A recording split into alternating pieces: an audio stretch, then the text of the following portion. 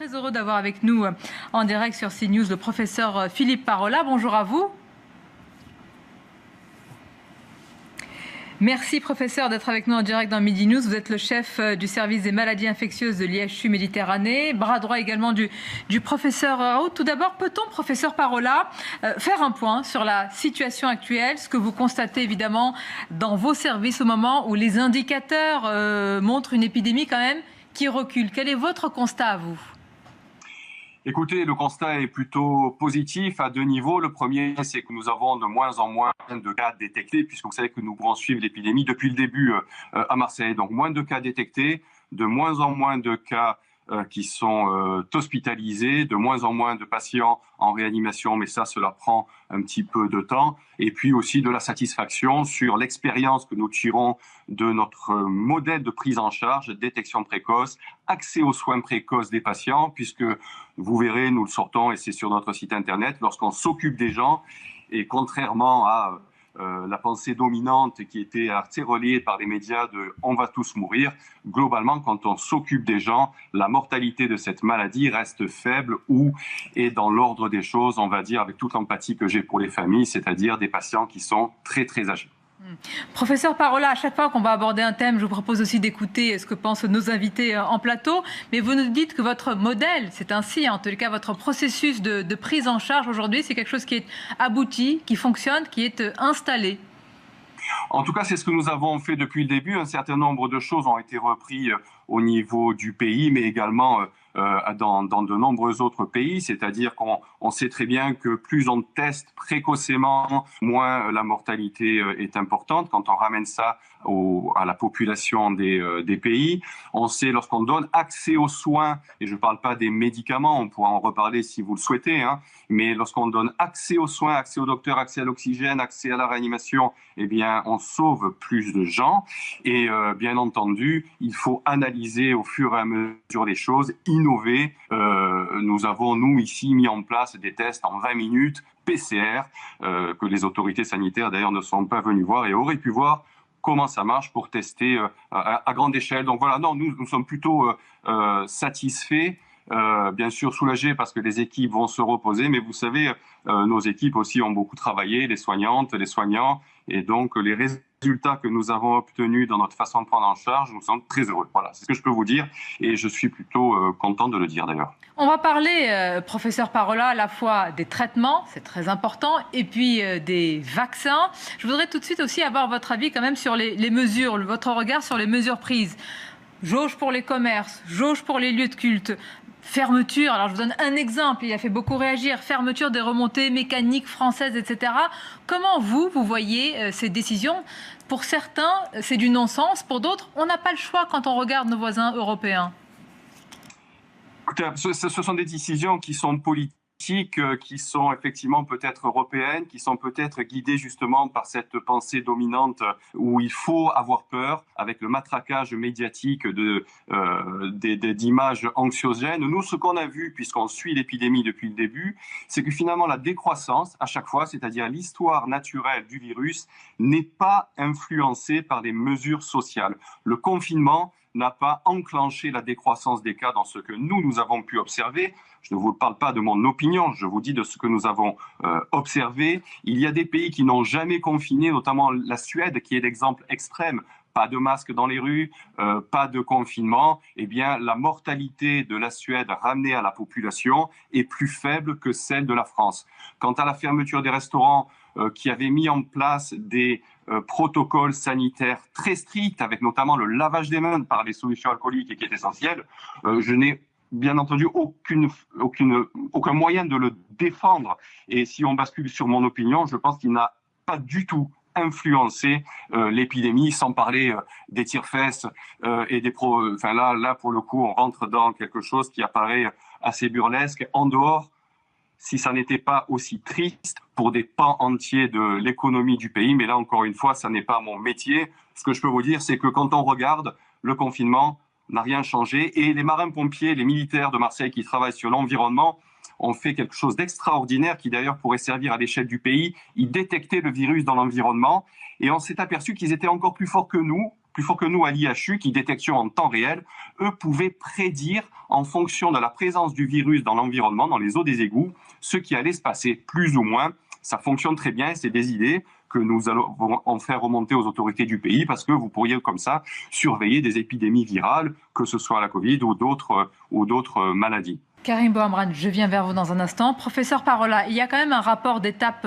parlementaire qui dénonce un manque d'anticipation et une gestion erratique de la crise par l'exécutif français. Là, je ne vous demande pas un avis politique, mais sur l'anticipation, très sincèrement, est-ce qu'on aurait pu faire mieux quand on compare aujourd'hui, à l'heure actuelle, avec d'autres pays qui, il est vrai, ils voient arriver comme en Allemagne quand même quelque chose de plus rude et de plus dur. Est-ce qu'on peut se dire qu'on aurait pu anticiper différemment ?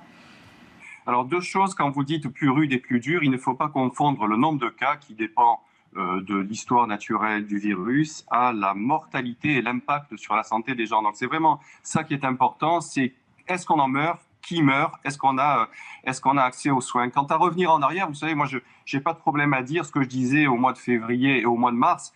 Il y a eu une erreur majeure et c'est pas à moi de la juger. Je n'aimerais pas être à la place de l'ancienne ministre et du ministre actuel pour plein de raisons.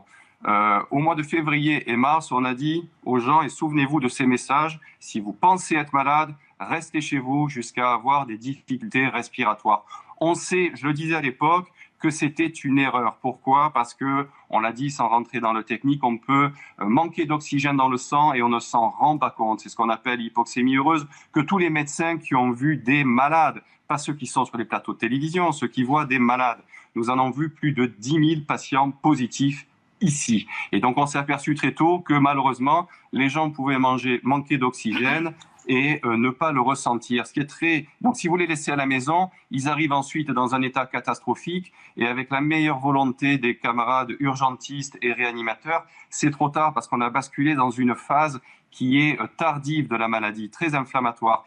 Et donc, le concept que nous avons développé ici, mais qui s'est développé dans de très nombreux pays à travers le monde, c'est la prise en charge précoce. Test précoce, prise en charge précoce et bien entendu, dans cette prise en charge précoce, il y a eu tout le débat avec le scandale à venir, mais c'est pas moi qui vais le dépioter. Il y aura, avec un peu de chance, un peu de journalisme, d'investigation, et puis à la fin, la justice qui mettra l'éclairage sur cette affaire Gilead Remdesivir. Mais beaucoup de pays, notamment africains, notamment dans certains endroits aux États-Unis, ont utilisé très tôt l'association azithromycine hydroxychloroquine en traitement précoce. Voilà la clé. Donc, vous me demandiez ce que j'en pense en tant que soignant.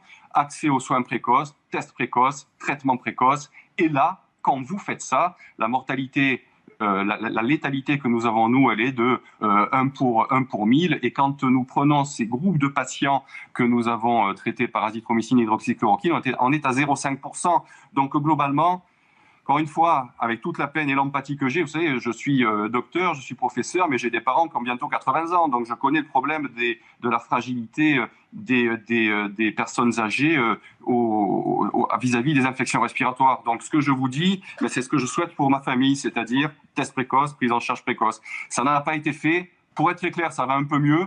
Les tests sont un peu plus accessibles, mais ensuite, on vous parle beaucoup de nombre de cas positifs. On a passé tout le mois de novembre, on va dire il y en a 500 de plus, 1000 de plus. Tout ça, ça ne veut rien dire. C'est l'histoire d'une épidémie. Donc forcément, le nombre de cas augmente. Ce qu'il faut regarder, et ça c'était un indicateur intéressant, quelle est la saturation des réanimations. C'est très important parce que ce qui a été passé sous silence, sous couvert de polémique, c'est l'état du système de santé lui-même. On a longtemps dit qu'on a la meilleure médecine du monde, c'est faux. Oui. En France, nous avons le meilleur accès aux soins. Professeur Parola, ce qui fait dire à certains qu'au-delà d'une crise sanitaire, c'est surtout une crise hospitalière. C'est un révélateur terrible de notre système de santé. En tout cas, ça, oui, ça l'illustre. Vous savez, si vous prenez le département 04, il y a 15 lits de réanimation. Je l'ai découvert il y a 15 jours quand mes collègues réanimateurs qui, à l'échelle régionale, ont fait un travail remarquable, car ils ont augmenté petit à petit leur capacité d'hospitalisation. Mais bien entendu, au bout d'un moment, on ne peut plus. Alors, ils ont réussi à le faire et je les remercie parce que, bien sûr, nous travaillons de concert. Mais la capacité de faire l'accordéon, c'est-à-dire de pouvoir adapter les capacités d'accueil à l'hôpital, elle peut se faire en hospitalisation conventionnelle, en réanimation, c'est plus difficile, notamment si vous voyez des patients qui arrivent trop tard. Et j'en reviens, Traitement précoce, diagnostic précoce. Professeur Parola, vous restez avec nous. Les questions à venir sur le traitement et évidemment les vaccins, on a envie d'avoir votre avis. Monsieur le maire, Karim Bouhamrane, quand vous entendez cela, je veux dire, professeur, il sait ce qui se passe évidemment dans ses services, et là, au-delà de toute bataille politique, partisane, etc., c'est du bon sens. Que ce soit moi à mon niveau ou Didier Raoult à un niveau très élevé dans le pays, a toujours transmis en direct les informations, les stratégies et surtout l'analyse que nous faisions de la situation en temps réel associée à l'analyse de la littérature, c'est-à-dire qu'est-ce qui s'est passé ailleurs. Donc nous avons transmis ces informations. Encore une fois, les autorités ont peut-être d'autres paramètres pour prendre leurs décisions. Je m'étais permis, moi, je ne me permets d'intervenir, je ne critique jamais la façon de soigner de mes confrères qui font ce qu'ils peuvent et dans leurs relations patients-médecins. Par contre, lorsque, effectivement, j'avais été choqué que le ministre de la Santé prenne des décisions d'ordre thérapeutique à la lecture d'une publication dont j'avais très tôt dit que c'était une farce, et qui a été démonté, et puis bien d'autres derrière. Je suis toujours gêné que, sous couvert de pseudo-sciences, des décisions d'ordre politique aux conséquences sanitaires et économiques soient prises. Quant au conseil scientifique, je n'y étais pas. Didier Raoult s'était exprimé sur la méthodologie de travail. Ce que je peux vous dire, c'est que la façon que nous avons ici de travailler, c'est ce que nous observons, le développement technologique pour développer des outils. Le ministre est venu 2 fois à Marseille, il n'est pas venu voir à l'IHU comment on faisait des tests de PCR. On en a fait jusqu'à 3500 par jour. 15% de la population marseillaise et des environnements, sans compter bien sûr tout ce qui venait de la région et d'ailleurs, ont été faits. Personne n'est venu voir. Le président Macron s'était déplacé et avait pu constater certaines choses. Alors ensuite, comment le pays est gouverné... Et maintenant, parce que je voudrais vraiment je voudrais vous faire réagir sur les traitements, mais je voudrais d'abord poser la question, j'allais dire sauter l'étape traitement qui a été d'ailleurs de fait un petit peu squeezé, c'est ça qui vous interroge, mais le vaccin, par exemple, professeur Parola, est-ce que vous allez vous faire vacciner? Est-ce que ça va être l'antidote, la solution miracle pour enfin sortir de cette crise?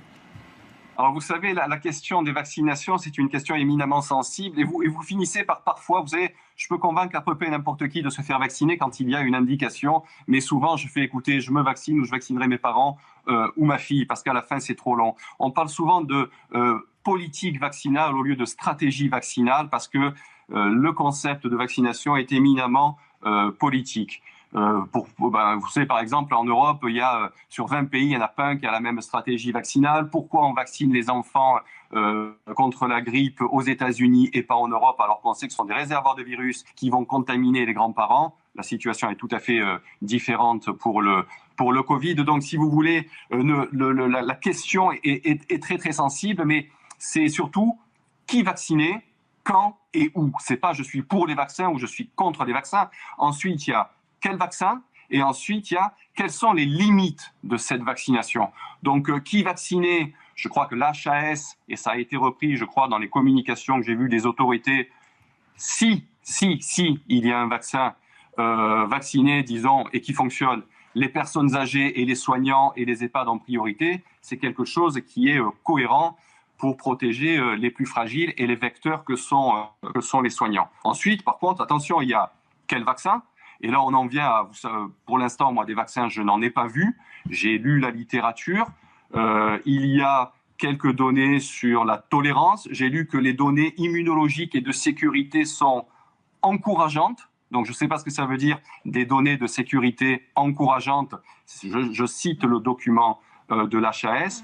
Tandis que concernant l'efficacité de ce vaccin, notamment chez les personnes âgées, je n'ai rien vu de publié scientifiquement en dehors des annonces des laboratoires qui ont eu des conséquences politiques, mais bien sûr des conséquences économiques. Je ne rentre pas, attention, dans des questions complotistes, mais bien entendu, vous avez bien vu que le cours des actions monte très vite lorsqu'on dit que l'on a un vaccin. Après, je pourrais vous parler, bien entendu, des limites et des acceptabilités de Non, mais ce vaccin. on comprend le raisonnement et ce que vous exposez, professeur Parola. Je veux vous remercier, mais je voudrais qu'on insiste véritablement avec cette dernière question sur le traitement. Vous avez parlé du Remdesivir et il est vrai, j'ai sous les yeux l'étude et ce que dit l'OMS, qui a conclu, en tous les cas, à ce stade, constate qu'il n'y avait pas de bénéfice. Or, ce traitement, ce médicament a été commandé, en tous les cas par la Commission européenne. Alors, si je ne me trompe pas, la France est le seul pays à ne pas en avoir acheté, mais en tous les cas, beaucoup d'argent ont été dépensés pour acheter finalement un traitement qui n'est pas efficace. Écoutez, je crois que ça fait partie des scandales à venir qui seront là aussi disséqués par soit du journalisme d'investigation, soit par la justice. Le remdesivir est un antiviral pur intraveineux. Nous avons dit dès février qu'il ne serait pas utile dans cette maladie qui a plusieurs phases. Et à côté de l'antiviral, il faut une activité immunomodulatrice qui était un des avantages de l'hydroxychloroquine azithromycine. Mais c'est assez fantastique, effectivement. Ce médicament, vous dites que la France n'en a pas acheté. Nous avons reçu dans les hôpitaux, et c'était sur Internet, c'est passé dans la presse, donc je ne trahis aucun secret, une recommandation de la Direction générale de la santé qui nous disait « le remdesivir est utilisable, vous pouvez l'utiliser, attention à sa toxicité rénale », en sachant que, bien entendu, nous savons qu'il ne marche pas. Ça, nous le savions très tôt. Ça a été publié très, très largement. Et là aussi, ce n'est pas mon métier, mais vous savez que le contrat qui a été signé sur les préventes au niveau de la Commission ou de l'Union européenne a été signé une semaine avant que sortent les publications qui disaient que ça ne fonctionnait pas. Je ne sais pas s'il y aura un scandale pareil sur les vaccins. Mais il faudra, professeur, il faut s'interroger en tous les cas, réellement, parce que c'est vrai, c'est l'OMS qui le dit, donc c'est quand même un traitement dont il a été beaucoup question, notamment dans les médias, et on doit savoir ce qu'il en est.